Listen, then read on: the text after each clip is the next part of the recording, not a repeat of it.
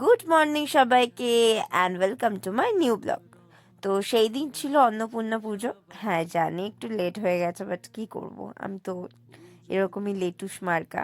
তো যাই হোক, একটু গলাটা ধরে গেছে, ঠান্ডা লেগেছে বলে তুদলেও যাচ্ছি। বাই দ্য ওয়ে, আমরা সেদিন বেরিয়েছিলাম, অফিস থেকেই বেরিয়েছিলাম। সৌরিতকে বললাম যে একটু পুজো দেখে আসি, এতবার করে রিলসে দেখি না। ও বলছে ঢুকতে দেবে না রে, এত সুন্দর জায়গা। বাট বিশ্বাস করো, আমি ভাবতে পারিনি যে সিরিয়াসলি এরকম একটা কেউ কারুর বাড়ির মধ্যে এরকমভাবে করছে। আমি ভেবেছি একটা কমেডি টাইপের, আমরা গিয়ে ঠাকুরটা দেখে আসবো। বাট এটা যে একটা বাড়িতে পুজো, সেটা আমি বুঝতে পারিনি। তো যাই হোক, আমরা ভয় ভয় ঢুকলাম যে বার করে দেবে না তো, তাও আর কি। তো ঢুকতেই আর কি দেখলাম যে এত সুন্দর একটা পুরো রাজবাড়ি, এত সুন্দর, মানে ভাবনার বাইরে। না, এটা পুরোটাই সেট, ভাবে তৈরি করা। এটা একদমই বাড়ি নয়, বাট ভাবতে পারছো এত সুন্দর একটা, মানে কি করে, যেন পুরো মনে হচ্ছে যে আমরা একটা এতে চলে এসেছি আর কি, রাজবাড়িতে আগেকার দিনে। মানে একদম নস্টালজিয়া ফিল হচ্ছে, এত যে ভালো লাগছে না, বলে বোঝাতে পারবো না, ফিলটাই আলাদা।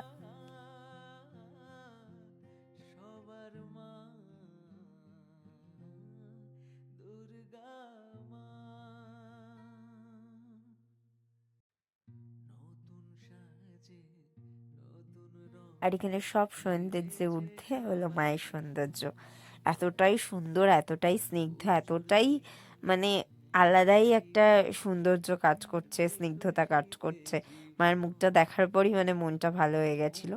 আর তারপরে আমাদের দিয়ে দিয়ে দিল কফি খেতে, আর সেটা নিয়ে সৌরিদা আবার মজা ঠাট্টা স্টার্ট করে দিয়েছে। কিছু বলার নেই, ব্যাপারটা সেটা নয়। ব্যাপারটা হলো যে ও এমনভাবেই কিছু একটা বলবে যে আপনি না হেসে পারবেন না। আর সেকেন্ডলি, আমার দোষ আছে? অন্য মেয়েরা কি মুখে কি সুন্দরভাবে হাত দিয়ে হাসবে, করবে, একদম সাউন্ডই আসবে না, আর আমি বাবা পুরো রাক্ষসী রানী কটকটির মতো হাসি। এত জোরে হাসি না, পাশের লোকজন ভয় পেয়ে যাবে। নিজেকে অনেক কন্ট্রোল করার চেষ্টা করি, বাট পারি না। এই কারণে যে কি কি শুনতে হবে আমাকে, তার কোনো ঠিক ঠিকানা নেই। লোকজন না হাঁ হাঁ করে আমাদের দেখছিল যে এরা কারা। লিটারালি ওকে কতবার বলছি বলিস না, বলিস না, না ও বলবেই, আর এমন এমন কথা বলবে যেগুলো না এসে পারবে না। তো যাই হোক, তারপর আমরা এখানে একজনের দেখা পেয়ে গেলাম, আমাদের ইনসাইড আউটের অর্পি। আমার খুব ভালো লাগে, ওদের খুবই ভালো লাগে, স্পেশালি অর্পিকে আর অর্পির পুচকুটাকে। আমি কথা বলবো ভেবেছিলাম, তারপর বললাম না, থাক।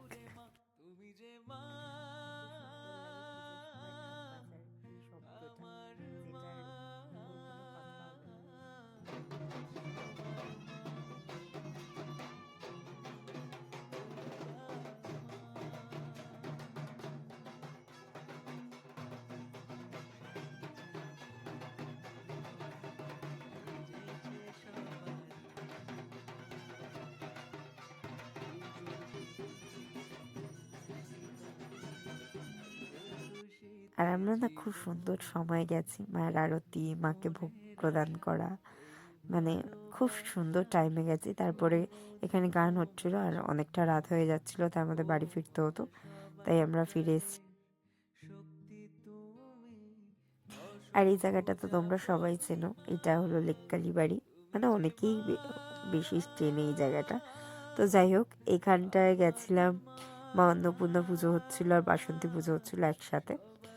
আর আমার খুব ইচ্ছা ছিল এই বছর যে মাকে পুজো দিতে যাব বাসন্তী পুজোতে, কিন্তু সেটা হয়নি। কারণবশত আমার অফিস ছিল, তারপর আমার শরীরটা খারাপ হয়ে গেছিলো, তো প্রবলেম হয়ে গেছিলো বলে পুজোটা দেওয়া হলো না। কিন্তু আমি মায়ের দর্শন পেয়ে গেলাম। বলে না, মাকে যদি তুমি খুব মন থেকে চাও, তাহলে মা তোমাকে ঠিক দেখা দেবে। আর সত্যি মনে হয় মা বুঝেছিল যে আমি খুব কষ্টে আছি।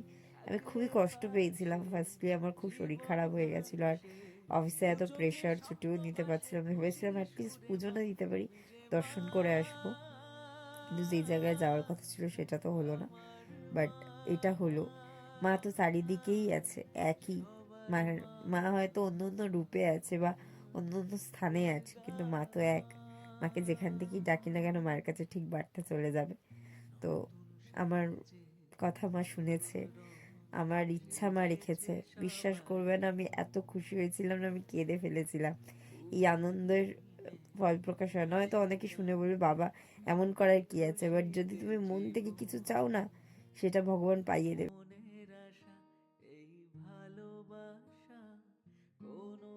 তো আজকের ব্লগটা এইটুকু, আবার দেখা হবে, টাটা।